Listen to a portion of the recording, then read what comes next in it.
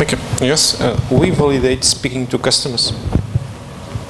That's it, and then we measure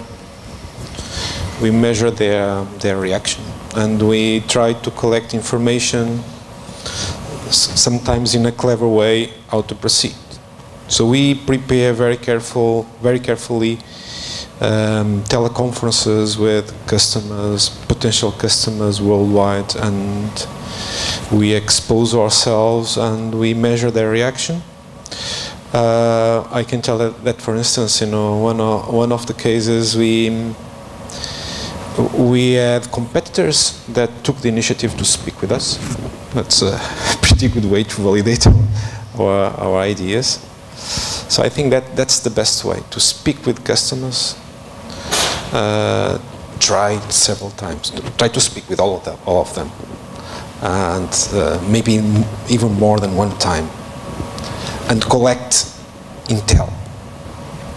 And then you need to decide, take the risk.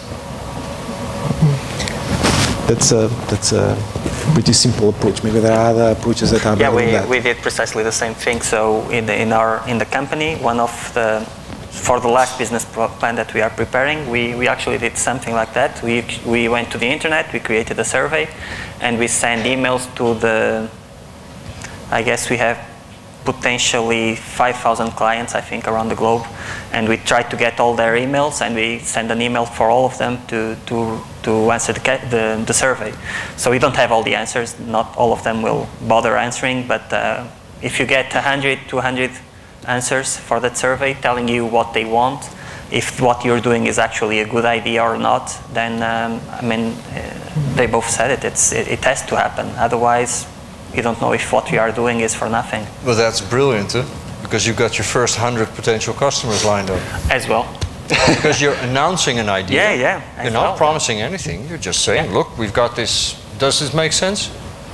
And 1 year later, you can come back and say, look, I got it. We actually got it, yeah.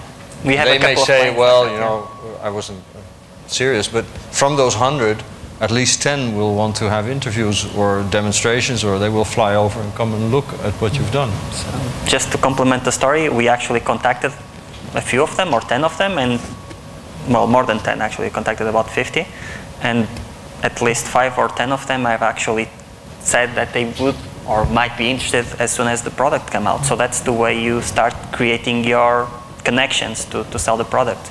So now all we have to do is to have the product certified. I think you were also asking about the money for the validation, like if the product worked itself. Was that the answer, the question as well? You already have something. You already have invested money in your research. So you cannot validate it from the beginning. Usually we already have something, and then we build a product or a prototype based on that, and then you go to market and you start asking potential clients, would you buy this? But you cannot simulate the buying itself as you can do with other prototypes. You know, I find it harder to validate it this way, and I find it more expensive to validate it because from my point of view, what do you call validation? Yeah, because I'm a bit confused as well. It's when you have your first buyer. Yes. Some entrepreneurs are calling it when you make your first sell. It's the traction. That's going to take a long time, I think. Yeah. In bio, it takes you a long time. Sometimes you have to pass through the clinical trial process. That's why you need money. I mean, but isn't entering the clinical trial, the first in man, the permission from the IMEA or the Portugal government to actually go into the patient?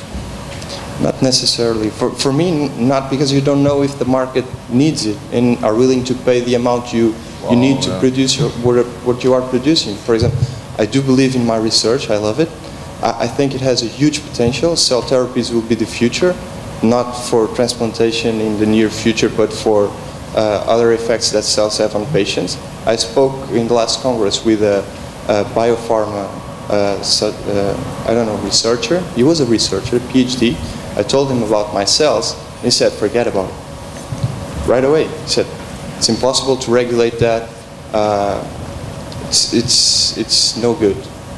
Wait several years. Then I spoke to another professor. He was connected to the university. He said, no, that's the future. You should go that way. So I'm not validated, but the thing is, how do you confirm that as soon as you have the product, you'll have clients eager to buy it? You know, you have a drug that is launched. You have mesenchymal stem cells after the clinical trials you developed. You took 10 years. Now you have a product that's worth 3,000 euros a vial. So who's going to buy it?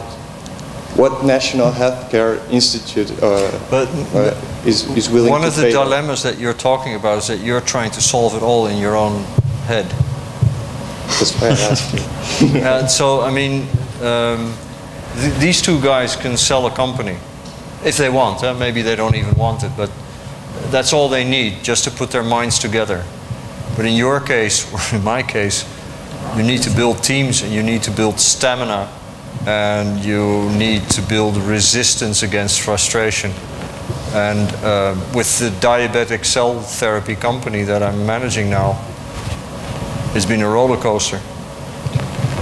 So the Dutch government says, we don't want xenografts. The American Diabetes Association says, please come with your pig cells.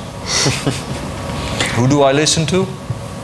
So one thing that I think you should bear in mind actually is that there are always risks associated with this type of companies. So in our case, there is the technological risk. So there's the risk that the compound you're producing will not pass through all the clinical phases. And there's also the market risk. There's the risk that once you get to the market, no one will want to buy it. And that's why you need a business plan. That's why we do a business plan, and that's why we try to explain as the best we can to our investors why they should bet in our product and in our company. I mean, we can't promise anything. I don't get to an investor and say, hey, listen, you have here my business plan. As you can see in year 3, we are going to make 5 million euros. That's what it's in our business plan at the moment. I can't say that. What I can say is that based on this assumptions, exactly, thank you. Based on these assumptions, we are able to do this. But these are assumptions, and you can look at them and you can consider them valid or not, or you can tell your own assumptions here and you can change the data to see how much money you can do with your own assumptions. But that's all you can do. No one can predict the future. I mean, it would be brilliant if you could.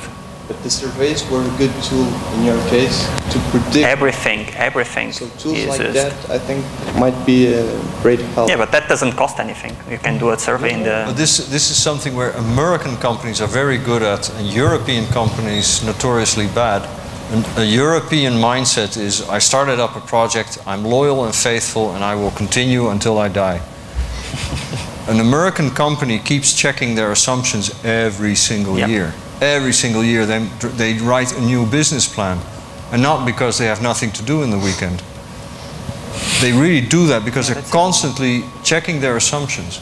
It's something in the American mindset, or in their business context. That's the way they are being managed by their venture capital or by their government.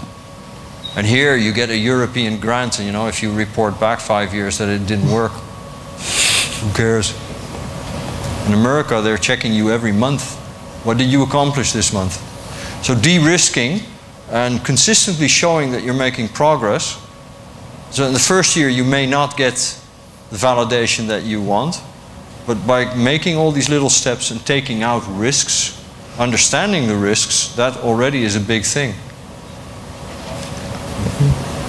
Thank you very much. Yeah, anyone has a question? No. More questions? No? Hi, thank you for being here. It's actually not a question, it's just more like a comment, being studying in a company and seeing what really happens in the real world. And BioMode started as a pharma company, or trying to be a pharma company. And it was very hard to convince the investors that they would only make money 12 years after their investment. And what we faced to survive, and it's known, BioMode made a big strategic change in 2011 because the investors stopped. They stopped wanting to wait for the fast profit. And that's one of the things that I think that our company, sorry, not our company, our country, and the venture capitalists that work here, and they do not have that American spirit that you are speaking about, because it doesn't. Sometimes it's frustrating, and everyday frustrating, that we know that we have a good idea, we know that we could really make it, but then along the way we start losing partners. We start to, it's not abandoned, it's like they want the fast profit, like the IT companies have. And although it's changing, I still believe that there's a lot of mentality changing on the venture parts. Well, in the Dutch situation, we had a big meeting 2 weeks ago, and basically with all the venture capital companies in the room, the entrepreneurs, like we're sitting here, they basically said, we don't talk to the VCs anymore. They're not going to pay. And yes, they can put up $1 million, but they're not going to give the 3 million that I need. And when they give $1 million, they want ridiculous guarantees. And you come to the point that as a responsible person, you have to start lying about what you do.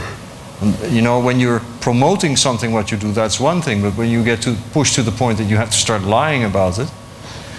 So the VCs... but that's, at least in the Northwestern European situation and the American situation, most of them don't have money. So you're having discussions with people who are making it very difficult for you and who are not going to pay anyway. So why the hell? And therefore, like with the diabetes company that I'm managing now, it's a family who has diabetes in the family. And they've been funding it for 15 years. They started asking questions after 15 years, but you know, if you can find, like the crowdfunding thing, if you can find a focus area, yeah, you started out with this disease and it didn't work, but you ended up with this new opportunity, then go to that new opportunity and forget about those old investors. They're history. Like your old idea is history. You go to the next reality. Actually, I'm finding what you're two saying quite interesting. The venture capitals that funded our company, they actually had some exit plans very well defined. They told us something like this. The first one told us that they would be with us for 2 years, leave us, and sell the project to other company if we were able to prove something. So we proved it, and they left, and they sold it. And the same thing happened with this one. So we had to prove something during those 2.5 years, but they told us that they are going to leave, so they are trying to sell it. So we are not expecting a long-term partnership, and I don't know, I mean, if you're telling me that your partners are leaving, why not get new ones? That's what, you know. Of course, new partners are, I'm not saying that. I'm saying that although they had the exit plan, I'm sorry, I'm just... yeah, sure, that's right. Although I know that they had their exit plan, and I know that they reinvested, but in the middle of the way they start believing. They stopped believing. Yeah. But maybe their reality changed. Yes. For most VCs, mostly. most VCs ran out of money. Yeah. Anyone can wants to make a comment? Question? No? So, you want? Yes. Taking into account your successful stories, what would be the major advice for us, young entrepreneurs? Future, no. Future. Oh, actually, we are. We still. Yes, we are entrepreneurs. Yeah.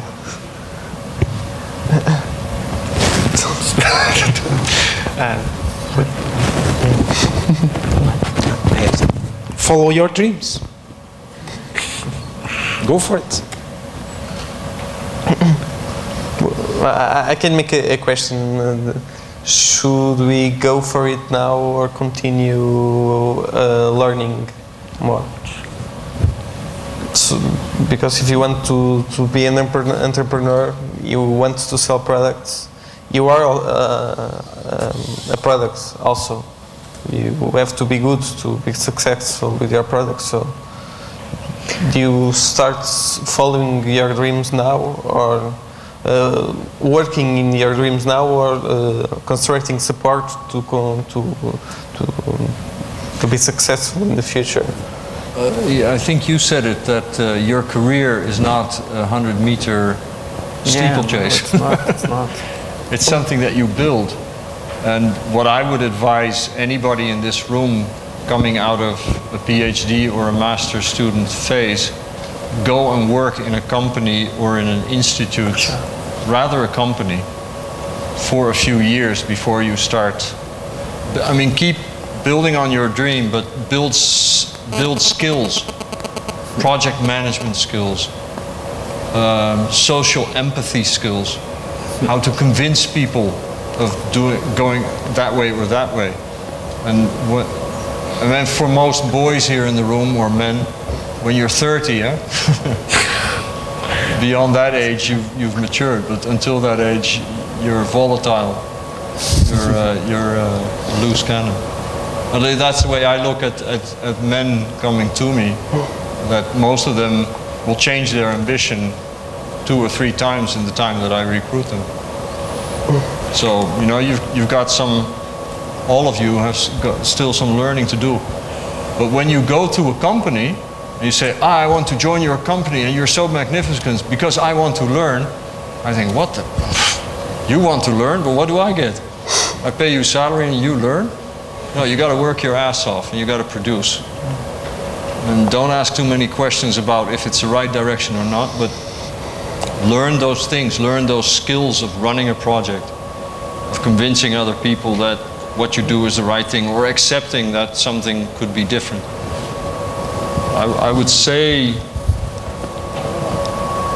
yeah, you can do it. You can be a serial entrepreneur, but then you really have to go to the United States, because there they live that. And as I had learned today from the Portuguese culture, but also the Dutch culture, failure is not something that you can be proud of. It's, you know, it will carry with you. So, you know, you need to prepare a few things, but it doesn't mean that when you join a company you have given up your dream. You just have to learn a few things. Yeah, so, but answering the question on whether to follow your dreams now or later, it's a case-by-case scenario. I mean, you are going to lose a lot of time on what you are going to try to accomplish. I mean, if you want to go seriously on creating a company, you will have to be prepared to lose a great amount of time doing things that sometimes are boring, sometimes are uninteresting, and sometimes they seem like a waste of time. So you have to be prepared to do it. So no one can tell you when to go for it. You have to know if you believe on it sufficiently to go for it. I knew that I believed on it sufficiently to go for it because I was ready to invest a little bit of my own money to go for it. And it was also one of the reasons why I convinced some investors to fund me. Of course, it was in a very low proportion compared to what they gave it to me, but I did have confidence in my product at the time, and so I went for it when I was ready. So just decide, but be ready to lose a lot of time when you decide it. One thing that, speaking also about funding and getting funding, one thing that I found is that VCs often like to invest in businesses that are 1 hour car away, so they can follow up the company easily. It's difficult, for instance, in Portugal to have a VC investing from the United States. I don't know what your experience, but is common. But now you are in a much global world, and you speak about immigration, going abroad, ending your PhD and looking for opportunities outside. Should we go outside looking for opportunities, or you can be successful here in Portugal and trying not to go abroad, but bringing the rest of the world to Portugal. So attracting the interest here in Portugal. This is mainly for you, but your experience around the world of Pharmac is also interesting. I can start. Let me start it. If we can be successful here? Or yes, you decide to make the company here. Your well, actually, technology. I was just discussing this before coming here. 5 years ago, I was offered a tenure track position in Southampton, actually, and I would be a professor for the rest of my life. And I decided to risk here. And I just want to say two things with this. First, if you take a decision at a certain time in your career, you don't have to follow it for the rest of your life. So after 5 years here in Portugal, I was able to create a company, so I'm okay with that. But I don't know what I'm going to do in the next year. I might leave again and try to apply for a new academia place.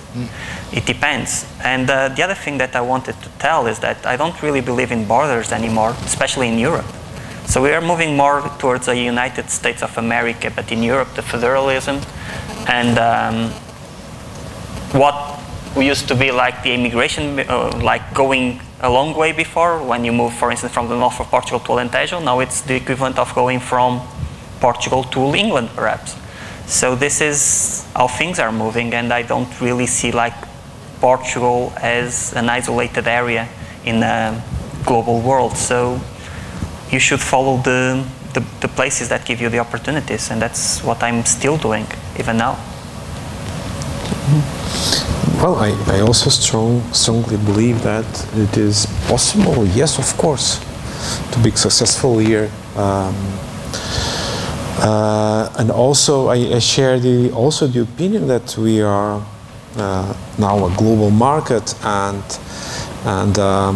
our thinking is globally, not directed to the country itself, and this goes also for investors. We did speak with foreign investors, and I have to say I didn't find it impossible that some investor from abroad, including from the US, that they would go and invest in a Portuguese company if you convince them. I think it's possible. I had several conversations with people that were really genuinely interested in our project. But there are difficulties. I think that not only the funds itself is also the quality of the funds. We have problems here with the quality of the funds, because you don't want someone that put money and then put problems to your business. You want someone that put money and help you build the business. Okay. This is also, and we are in a particularly bad position here in Portugal because we don't have the tradition of the biotech business. Okay, so don't expect that someone that does retail business will understand the kind of challenges that you have, and will be understandful of the kind of problems that you will have, because they won't. In your case, your company is working around the world. So the hour's drive. I mean, when you're talking to foreign investors or any investor, you're competing with other opportunities to them. Their rule of thumb is that out of 10 investments, 1 will make a killing, 2 will bring back the money, and 7 will hopefully die as early as possible. Now, they don't know which of the 10 is going to be the blockbuster. So that's their way of, they work with a portfolio. So especially with startups, they want to be very close to understand what you are doing, or if you're going the right way, or if they can actually help. But these are the specialized investors. For instance, in the Netherlands, we have 3 investors who focus on startups in oncology only. You come with multiple sclerosis, or you come with neurodegenerative disease, they say, go away. So that's their thing. And you have to fit into that slot. Sometimes you have to adapt yourself, but at the same time you have to look at these. But once they adapt you, they become your partners. If you like it or not, but they trusted you and they put their money in, and now they want to see how you are working with that money. So that hour's drive away, they won't fly to Porto or Lisboa if they can put their money an hour's drive away. So you're competing. Now, if you can't find it here, I'm sorry, but you're going to have to re-establish your company. You're going to have to put it where the money is, if that is what you really want. And this is also possible. It is possible. Also possible. It's not a big deal.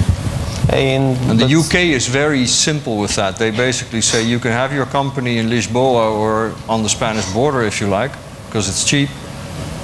But your company is registered in London with a postal office, and you will be there every month.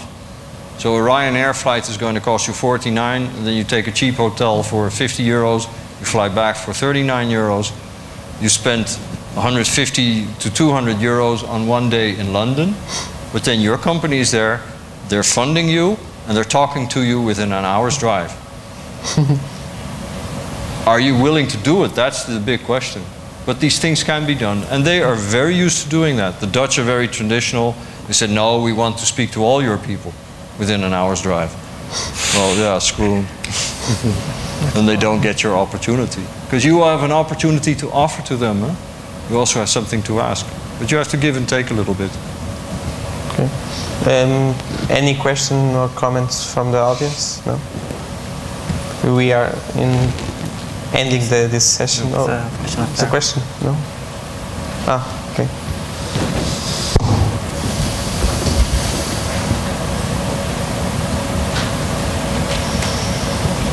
Well, it's not really a question. It's like one kind of an observation that I came across during my doctoral thesis, is that here in Porto, there's this hospital called Clínica Espargará, which is for orthopedic therapy. And the doctors realized that during the MRI scanning of a knee joint problem, that the existing forms of diagnostics are not really that efficient, because when the leg is still, you're not able to image the damage that has taken place. So they came up with their own idea, found out the relevant engineering partners, and because they themselves were doctors with some background in mechanical engineering, they could help the engineering company design a device at very low cost. And because they're not a medical device company that has to have medical representatives and a lot of expensive superfluous infrastructure, the medical device is also very cheap, and it has also got a CE certification. And because of that, many other hospitals across Portugal and even outside Portugal can now have access to that kind of a simple medical device. So it's not only about this in-house R&D type of entrepreneurship by a researcher, which only adds value to a small company or to some profits, but even has a very positive social impact, which I feel is very crucial for the society to survive. Because for actual wealth to be in a bank account, there has to be a social wealth as well. Thank you.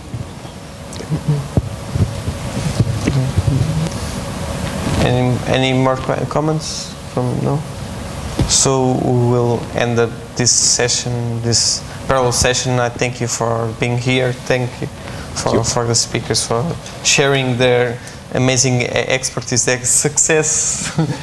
No, but indeed, following our dreams is indeed the success that we must see.